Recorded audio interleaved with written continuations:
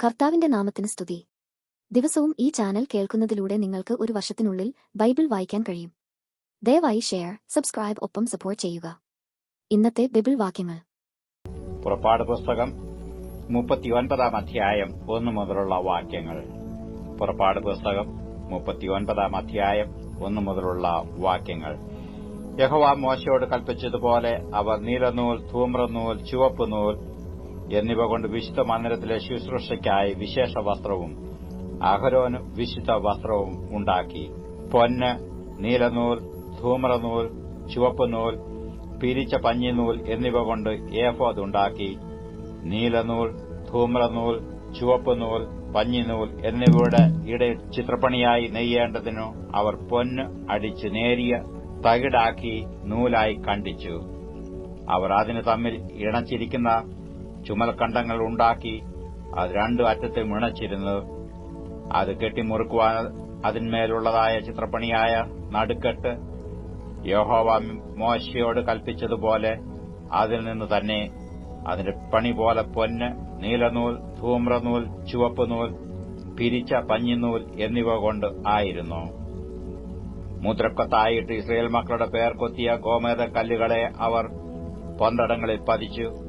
യഹോവ മോശയോട് കൽപ്പിച്ചതുപോലെ അവൻ ഇസ്രയേൽ മക്കൾക്കു വേണ്ടി ഏഫോദിന്റെ ചുമൽക്കണ്ടങ്ങളിന്മേൽ ഓർമ്മക്കല്ലുകൾ വെച്ചു. അവൻ ഏഫോദിന്റെ പണി പോലെ ചിത്രപ്പണിയായിട്ട് പൊന്ന്, നീലനൂൽ, ധൂമ്രനൂൽ, ചുവപ്പുനൂൽ, പിരിച്ച പഞ്ഞിനൂൽ എന്നിവ കൊണ്ട് പതക്കവും ഉണ്ടാക്കി. അത് സമചതുരമായിരുന്നു. പതക്കം ഇരട്ടിയായി ഉണ്ടാക്കി. അത് ഒരു ചാൺ നീളവും ഒരു ചാൺ വീതിയുമുള്ളതായി ഇരട്ടയായിരുന്നു. അവർ അതിൽ 4 നിര രത്നം പതിച്ചു. താമ്രമണി, പീതരത്നം, മരതകം ഇത് 1-ാമത്തെ നിര. 2-ാമത്തെ നിര മാണിക്യം, നീലക്കല്ല്, വജ്രം. 3-ാമത്തെ നിര പത്മരാഗം, വൈഢൂര്യം, സുഗന്ധിക്കല്ലു.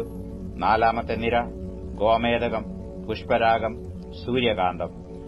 അവ അത് തടത്തിൽ പൊന്നിൽ പതിച്ചിരുന്നു. ഈ കല്ലുകൾ ഇസ്രയേൽ മക്കളുടെ പേരുകളോടുകൂടെ അവരുടെ പേർ പോലെ 12 ആയിരുന്നു. 12 ഗോത്രങ്ങൾ ഓരോന്നിന്റെ പേർ അവയിൽ മുദ്രക്കൊത്തായി കൊത്തിയിരുന്നു. പതക്കത്തിന് ചരടുപോലെ മുറിച്ച് കുത്തുപണിയായി തങ്കം കൊണ്ട് സരപ്പളികളും ഉണ്ടാക്കി. പൊന്നുകൊണ്ട് 2 വളയവും 2 കണ്ണിയും ഉണ്ടാക്കി. വളയം 2 പതക്കത്തിന്റെ 2 അറ്റത്തും വെച്ചു. പൊന്നുകൊണ്ടുള്ള 2 സരപ്പളി അവർ പതക്കത്തിന്റെ അറ്റത്ത് 2 വളയത്തിലും കൊളുത്തി. 2 സരപ്പളിയുടെയും അറ്റം 2 അവർ കണ്ണി 2-ലും കൊളുത്തി ഏഫോദിന്റെ ചുമൽക്കണ്ടങ്ങളിന്മേൽ മുൻഭാഗത്ത് വെച്ചു. അവർ പൊന്നുകൊണ്ട് വേറെ 2 കണ്ണി ഉണ്ടാക്കി പതക്കത്തിന്റെ മറ്റേ 2 അറ്റത്തും ഏഫോദിന്റെ കീഴറ്റത്തിന് നേരെ അകത്ത് വെളുമ്പിൽ വെച്ചു. അവർ വേറെ 2 പൊൻകണ്ണി ഉണ്ടാക്കി ഏഫോദിന്റെ മുൻഭാഗത്ത് 2 ചുമൽക്കണ്ടങ്ങളിൽ താഴെ അതിന്റെ ഇണപ്പിനരികെ ഏഫോദിന്റെ നടുക്കെട്ടിന് മേലായി വെച്ചു.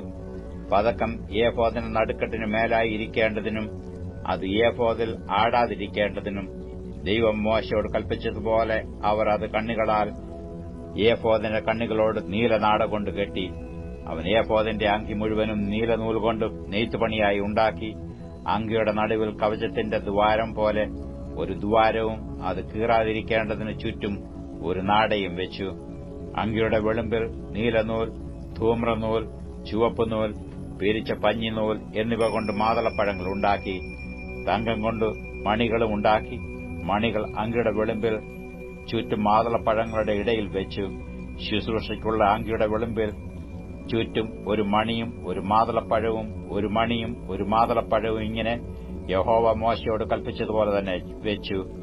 അഹരോനും പുത്രന്മാർക്കും പഞ്ഞിനൂൽ കൊണ്ട് നെയ്ത്തുപണിയായ അങ്കിയും, പഞ്ഞിനൂൽ കൊണ്ട് മുടിയും, പഞ്ഞിനൂൽ കൊണ്ട് അലങ്കാരമുള്ള തലപ്പാവും, പിരിച്ച പഞ്ഞിനൂൽ കൊണ്ട് കാൽച്ചട്ടയും, പിരിച്ച പഞ്ഞിനൂൽ, നീലനൂൽ, ധൂമ്രനൂൽ, ചുവപ്പുനൂൽ എന്നിവ കൊണ്ട് ചിത്രത്തയ്യൽ പണിയായ നടുക്കെട്ടും യഹോവ മോശയോട് കൽപ്പിച്ചതുപോലെ തന്നെ ഉണ്ടാക്കി. അവർ തങ്കം കൊണ്ട് വിശുദ്ധ മുടിയുടെ നെറ്റിപ്പട്ടമുണ്ടാക്കി. അതിൽ യഹോവയ്ക്ക് വിശുദ്ധം എന്ന് മുദ്രക്കൊത്തായുള്ള ഒരു എഴുത്ത് കൊത്തി. അത് മുടിമേൽ കെട്ടേണ്ടതിന് അതിൽ നീലനൂൽ നാട കോർത്തു. യഹോവ മോശയോട് കൽപ്പിച്ചതുപോലെ തന്നെ. ഇങ്ങനെ സമാഗമന കൂടാരമെന്ന തിരുനിവാസത്തിന്റെ പണിയൊക്കെയും തീർന്നു. യഹോവ മോശയോട് കൽപ്പിച്ചതുപോലെയൊക്കെയും ഇസ്രയേൽ മക്കൾ ചെയ്തു. അങ്ങനെ തന്നെ അവർ ചെയ്തു. അവർ തിരുനിവാസം മോശയുടെ അടുക്കൽ കൊണ്ടുവന്നു. കൂടാരവും അതിന്റെ ഉപകരണങ്ങളൊക്കെയും, കൊളുത്ത്, പലക, അന്താഴം, തൂൺ, ചുവട്, ചുവപ്പിച്ച ആട്ടുകോറ്റൻതോൽ കൊണ്ടുള്ള പുറമൂടി, തകശുതോൽ കൊണ്ടുള്ള പുറമൂടി, മറയുടെ തിരശീല, സാക്ഷ്യപെട്ടകം, അതിന്റെ തണ്ട്, കൃപാസനം, മേശ, അതിന്റെ ഉപകരണങ്ങളൊക്കെയും, കാഴ്ചയപ്പം, തങ്കം കൊണ്ടുള്ള നിലവിളക്ക്, കത്തിച്ചു വെപ്പാനുള്ള ദീപങ്ങൾ, അതിന്റെ ഉപകരണങ്ങളൊക്കെയും, വെളിച്ചത്തിനു എണ്ണ, പൊന്നുകൊണ്ടുള്ള ധൂപപീഠം, അഭിഷേക തൈലം, സുഗന്ധ ധൂപവർഗം, കൂടാരവാതിലിനുള്ള മറശ്ശീല, താമ്രം കൊണ്ടുള്ള യാഗപീഠം, അതിന്റെ താമ്രജാലം തണ്ട്, അതിന്റെ ഉപകരണങ്ങളൊക്കെയും, തൊട്ടി, അതിന്റെ കാൽ, പ്രാകാരത്തിന്റെ മറശ്ശീല, തൂൺ, അതിന്റെ ചുവട്, പ്രാകാരവാതിലിന്റെ മറശ്ശീല, അതിന്റെ കയറ്, കുറ്റി, സമാഗമന കൂടാരത്തിന് തിരുനിവാസത്തിലെ ശുശ്രൂഷയ്ക്കുള്ള ഉപകരണങ്ങളൊക്കെയും, വിശുദ്ധ മന്ദിരത്തിലെ ശുശ്രൂഷയ്ക്കായി വിശേഷ വസ്ത്രം, പുരോഹിത ശുശ്രൂഷയ്ക്കുള്ള അഹരോന്റെ വിശുദ്ധ വസ്ത്രം, അവന്റെ പുത്രന്മാരുടെ വസ്ത്രം, ഇങ്ങനെ യഹോവ മോശയോട് കൽപ്പിച്ചതുപോലെയൊക്കെയും ഇസ്രായേൽ മക്കൾ എല്ലാ പണിയും തീർത്തു. മോശെ പണിയൊക്കെയും നോക്കി യഹോവ കൽപ്പിച്ചതുപോലെ തന്നെ അവർ അത് ചെയ്തു തീർത്തിരുന്നുവെന്ന് കണ്ടു. മോശെ അവരെ അനുഗ്രഹിച്ചു. പുറപ്പാട് പുസ്തകം 40-ാം അധ്യായം 1 മുതലുള്ള വാക്യങ്ങൾ. പുറപ്പാട് പുസ്തകം 40-ാം അധ്യായം 1 മുതലുള്ള വാക്യങ്ങൾ. അനന്തരം യഹോവ മോശയോട് അരുളി ചെയ്തതെന്തെന്നാൽ, 1-ാം മാസം 1-ാം തീയതി നീ സമാഗമന കൂടാരമെന്ന തിരുനിവാസം നിവർക്കണം. സാക്ഷ്യപെട്ടകം അതിൽ വെച്ച് തിരശ്ശീല കൊണ്ട് പെട്ടകം മറയ്ക്കണം. മേശ കൊണ്ടുവന്നു അതിന്റെ സാധനങ്ങൾ ക്രമത്തിൽ വെക്കണം.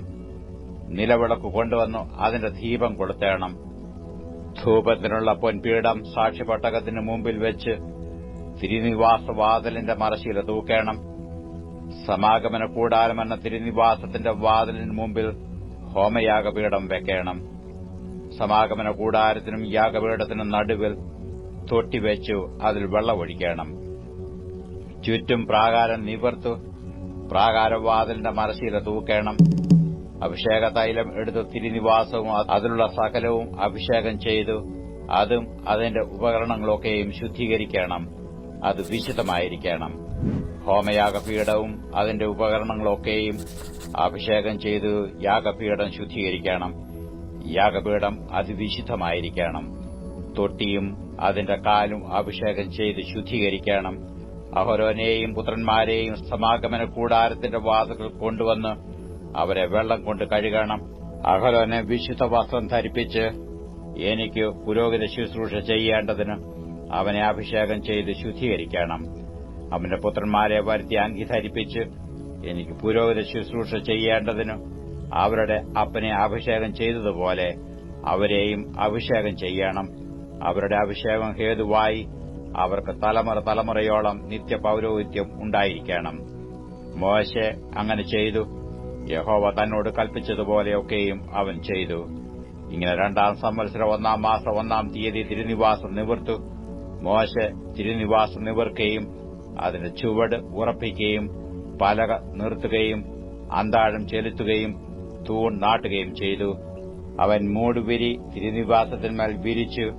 അതിന്മീതെ മൂടുവിരിയുടെ പുറമൂടിയും വിരിച്ചു യഹോവ മോശയോട് കൽപ്പിച്ചതുപോലെ തന്നെ.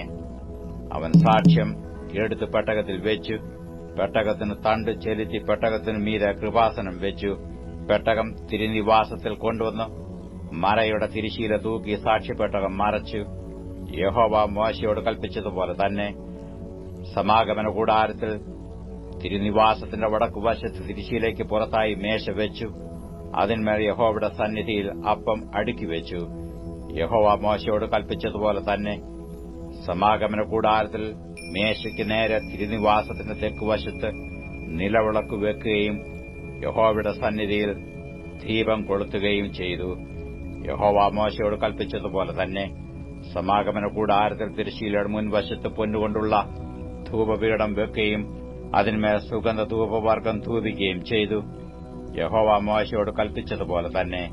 അവൻ തിരുനിവാസത്തിന്റെ വാതിലിനുള്ള മറശ്ശീല തൂക്കി ഹോമയാഗപീഠം സമാഗമന കൂടാരമെന്ന തിരുനിവാസത്തിന്റെ വാതിലിന് മുൻവശത്ത് വെക്കുകയും അതിന്മേൽ ഹോമയാഗവും ഭോജനയാഗവും അർപ്പിക്കുകയും ചെയ്തു. യഹോവ മോശയോട് കൽപ്പിച്ചതുപോലെ തന്നെ സമാഗമന കൂടാരത്തിനും യാഗപീഠത്തിനും നടുവിൽ അവൻ തൊട്ടിവെക്കുകയും കഴുകേണ്ടതിന് അതിൽ വെള്ളം ഒഴിക്കുകയും ചെയ്തു. മോശയും അഹരോനും അവന്റെ പുത്രന്മാരും അതിൽ കൈയും കാലും കഴുകി. അവർ സമാഗമന കൂടാരത്തിൽ കടക്കുമ്പോഴും യാഗപീഠത്തിൽ ചെല്ലുമ്പോഴും കൈകാലുകൾ കഴുകും. യഹോവ മോശയോട് കൽപ്പിച്ചതുപോലെ തന്നെ അവൻ തിരുനിവാസത്തിനും യാഗപീഠത്തിനും ചുറ്റും പ്രാകാരം നിർത്തി പ്രാകാരവാതിലിന്റെ മറശ്ശീല തൂക്കി. ഇങ്ങനെ മോശ പ്രവൃത്തി സമാപിച്ചു. അപ്പോൾ മേഘം സമാഗമന കൂടാരത്തെ മൂടി.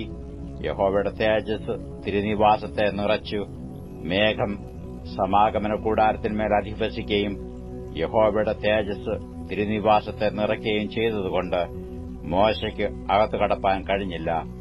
ഇസ്രയേൽ മക്കൾ തങ്ങളുടെ സകല പ്രയാണങ്ങളിലും മേഘം തിരുനിവാസത്തിന്മേൽ നിന്ന് ഉയരുമ്പോൾ യാത്ര പുറപ്പെടും.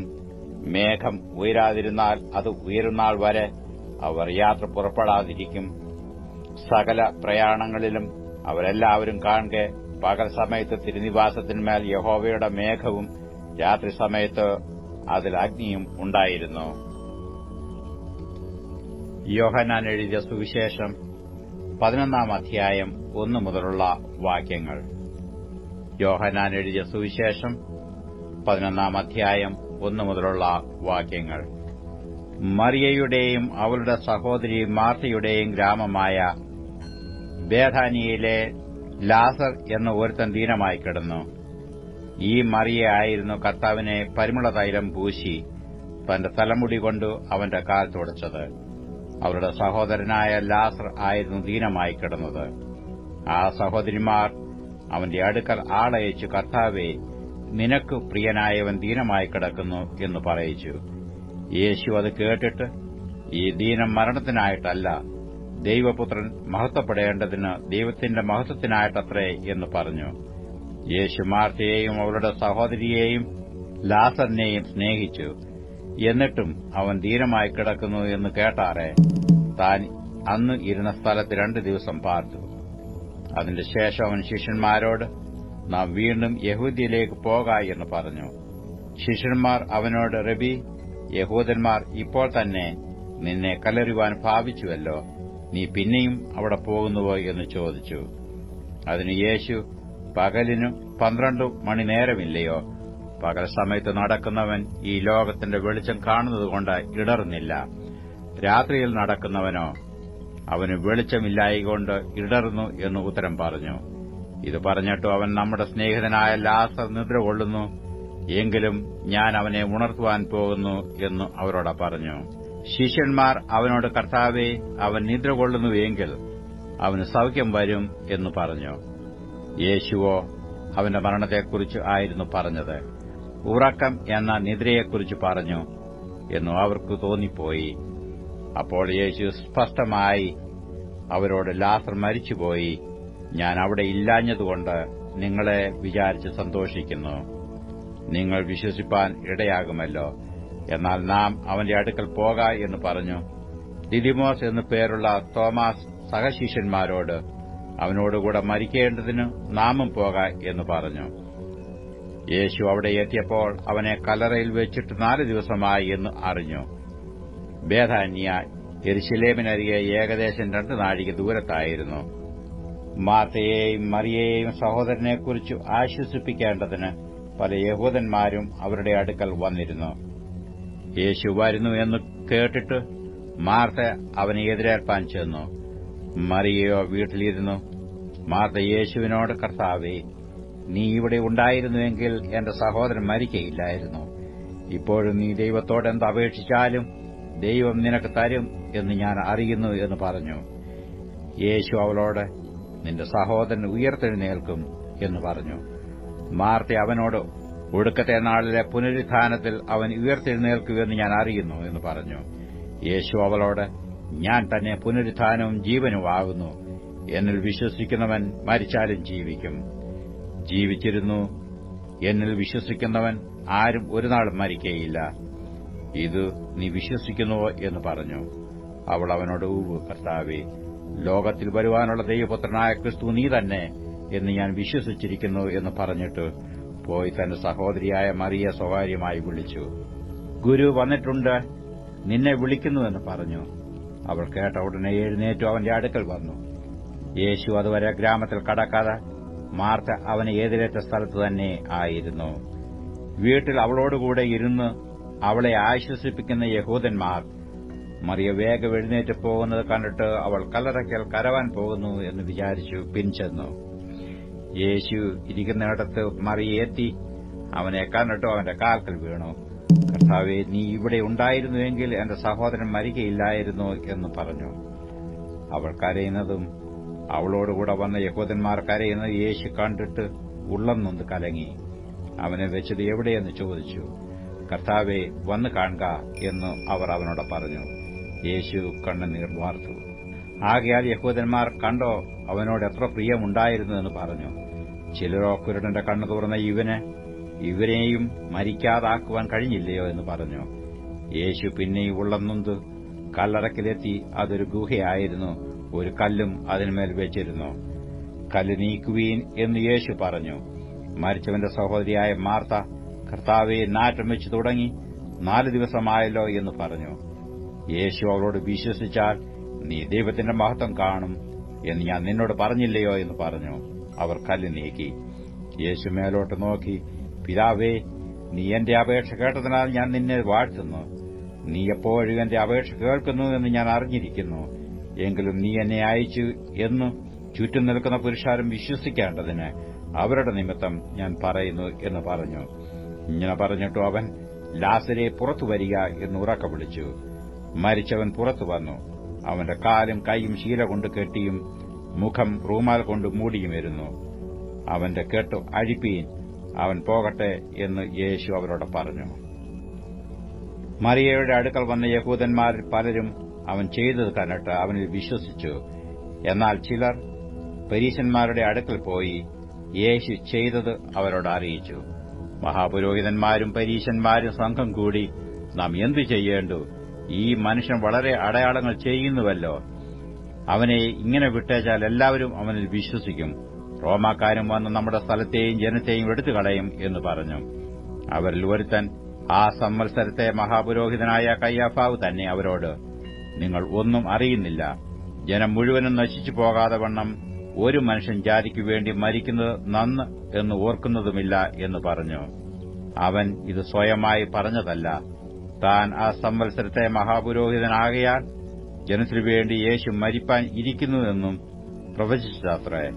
ജനത്തിനുവേണ്ടി മാത്രമല്ല, ചിതറിയിരിക്കുന്ന ദൈവമക്കളെ ഒന്നായിട്ട് ചേർക്കേണ്ടതിന് തന്നെ. അന്നു മുതൽ അവർ അവനെ കൊല്ലുവാൻ ആലോചിച്ചു.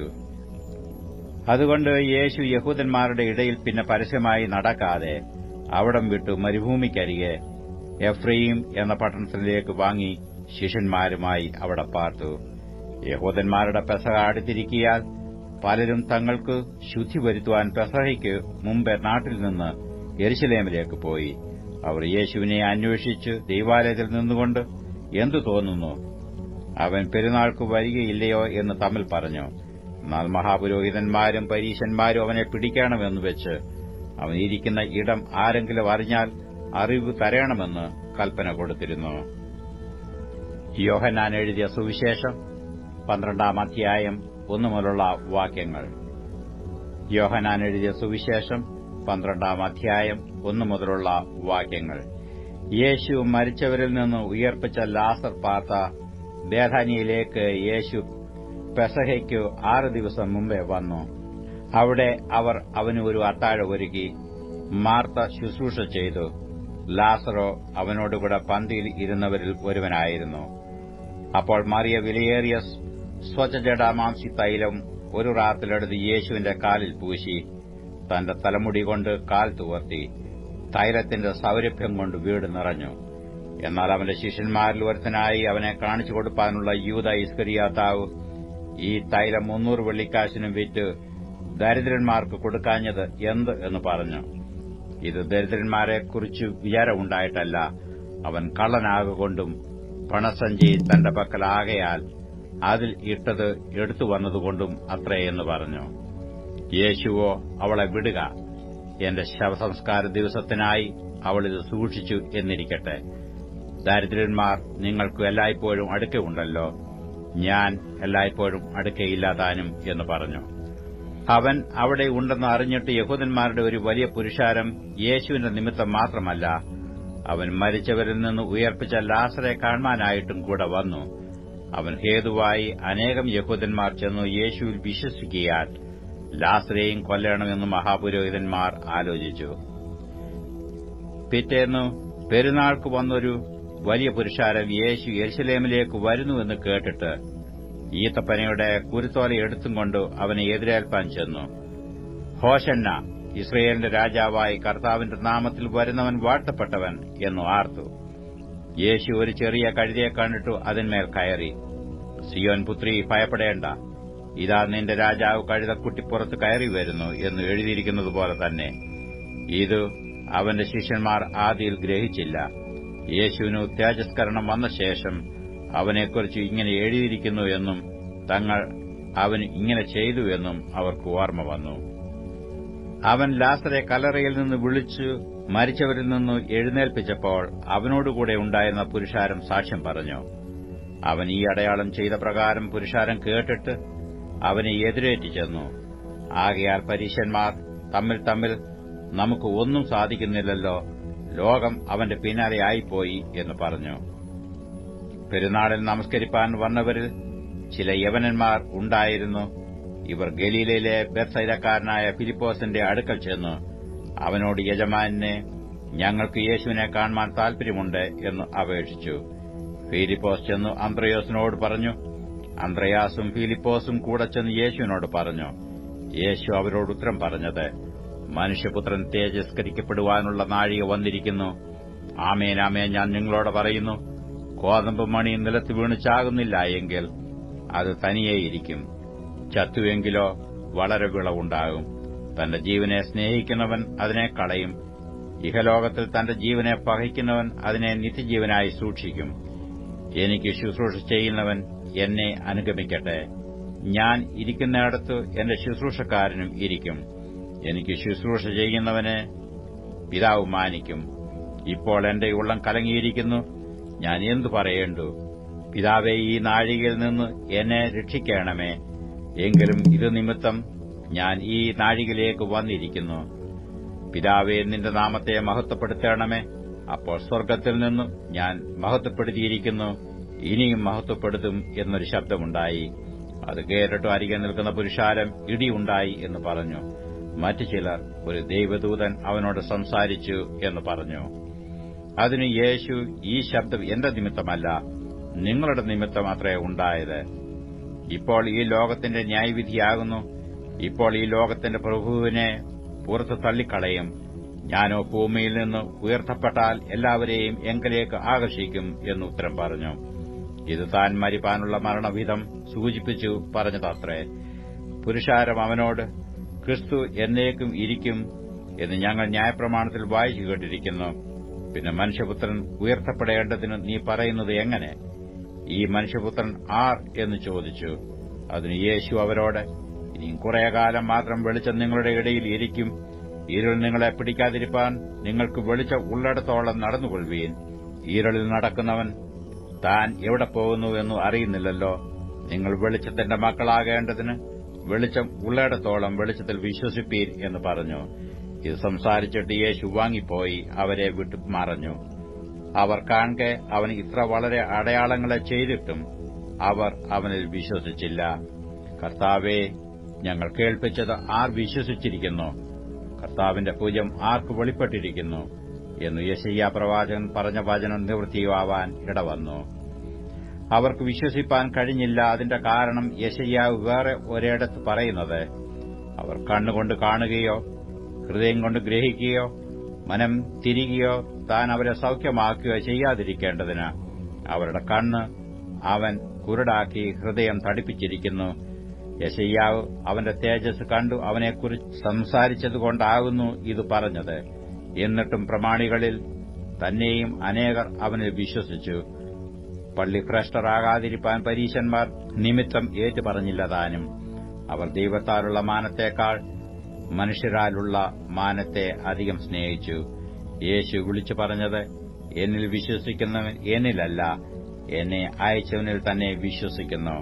എന്നെ കാണുന്നവൻ എന്നെ അയച്ചവനെ കാണുന്നു.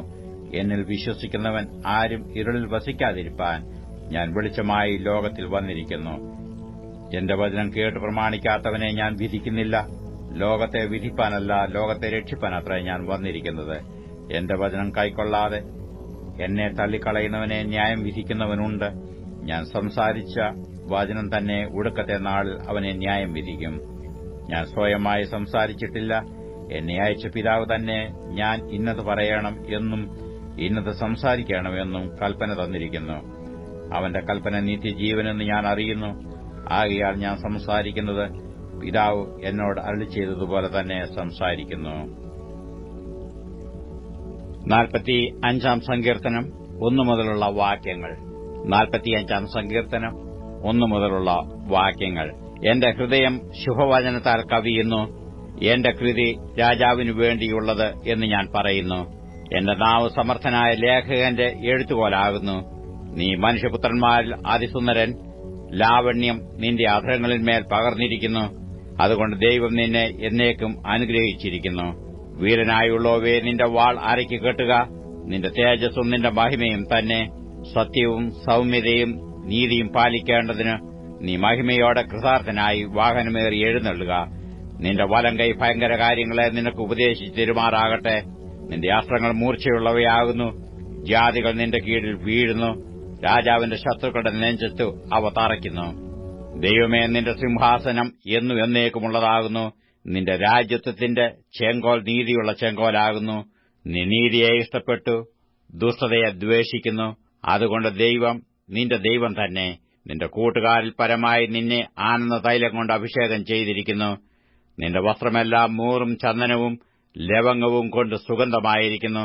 ദന്തമന്ദിരങ്ങളിൽ നിന്ന് കമ്പിനാദം നിന്നെ സന്തോഷിപ്പിക്കുന്നു. നിന്റെ സ്ത്രീരത്നങ്ങളുടെ കൂട്ടത്തിൽ രാജകുമാരികളുണ്ട്. നിന്റെ വലത്തുഭാഗത്ത് രാജ്ഞി ഓഫീർ തങ്കം അണിഞ്ഞു നിൽക്കുന്നു. അല്ലയോ കുമാരി, കേൾക്ക, നോക്കുക, ചെവി ചായ്ക്ക. സ്വജനത്തെയും നിന്റെ പിതൃഭവനത്തെയും മറക്ക. അപ്പോൾ രാജാവ് നിന്റെ സൗന്ദര്യത്തെ ആഗ്രഹിക്കും. അവൻ നിന്റെ നാഥനല്ലോ, നീ അവനെ നമസ്കരിച്ചുകൊള്ളുക. സോർ നിവാസികൾ ജനത്തിലെ ധനവാന്മാർ തന്നെ കാഴ്ചവെച്ച് നിന്റെ മുഖപ്രസാദം തേടും. അന്തഃപുരത്തിലെ രാജകുമാരി ശോഭ പരിപൂർണയാകുന്നു. അവരുടെ വസ്ത്രം പൊൻകസവു കൊണ്ടുള്ളത്. അവരുടെ ചിത്രത്തയ്യലുള്ള വസ്ത്രം ധരിപ്പിച്ച് രാജസന്നിധിയിൽ കൊണ്ടുവരും. അവരുടെ തോഴിമാരായി കൂടെ നടക്കുന്ന കന്യകമാരെയും നിന്റെ അടുക്കൽ കൊണ്ടുവരും. സന്തോഷത്തോടും ഉല്ലാസത്തോടും കൂടെ അവരെ കൊണ്ടുവരും. അവർ രാജമന്ദിരത്തിൽ പ്രവേശിക്കും. നിന്റെ പുത്രന്മാർ നിന്റെ പിതാക്കന്മാർക്ക് പകരം ഇരിക്കും. സർവ്വഭൂമിയിലും നീ അവരെ പ്രഭുക്കന്മാരാക്കും. ഞാൻ നിന്റെ നാമത്തെ എല്ലാ തലമുറകളിലും ഓർക്കുമാറാക്കും. അതുകൊണ്ട് ജാതികൾ എന്നും എന്നേക്കും നിനക്ക് സ്തോത്രം ചെയ്യും.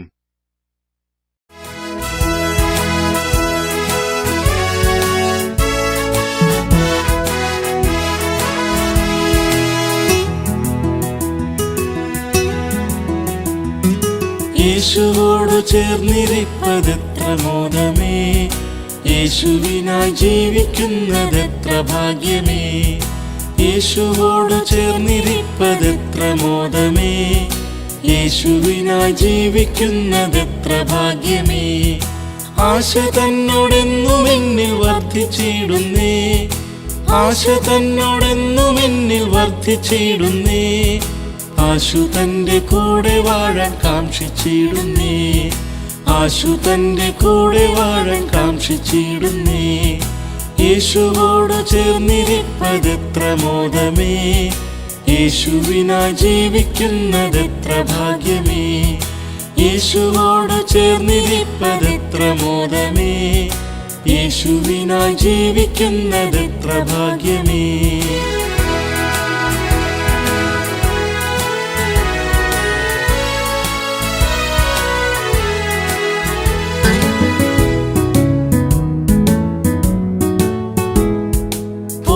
എന്റെ പാപമെല്ലാം തന്റെ യാഗത്താൽ നീക്കി, എന്റെ ശാപമെല്ലാം താൻ വഹിച്ചതാൽ. പോക്കി എന്റെ പാപമെല്ലാം തന്റെ യാഗത്താൽ നീക്കി, എന്റെ ശാപമെല്ലാം താൻ വഹിച്ചതാൽ. ഓർക്കുന്തോറും സ്നേഹമെന്നിൽ വർദ്ധിച്ചിടുന്നേ, ഓർക്കുന്തോറും സ്നേഹമെന്നിൽ വർദ്ധിച്ചിടുന്നേ. പാർക്കുന്നേ തൻ കൂടെ വാഴാനെന്നു സാധ്യമോ? പാർക്കുന്നേ തൻ കൂടെ വാഴാനെന്നു സാധ്യമോ? യേശുവോടു ചേർന്നിരിപ്പതെത്ര മോദമേ, യേശുവിനായി ജീവിക്കുന്നതെത്ര ഭാഗ്യമേ. യേശുവോടു ചേർന്നിരിപ്പതെത്ര മോദമേ, യേശുവിനായി ജീവിക്കുന്നതെത്ര ഭാഗ്യമേ.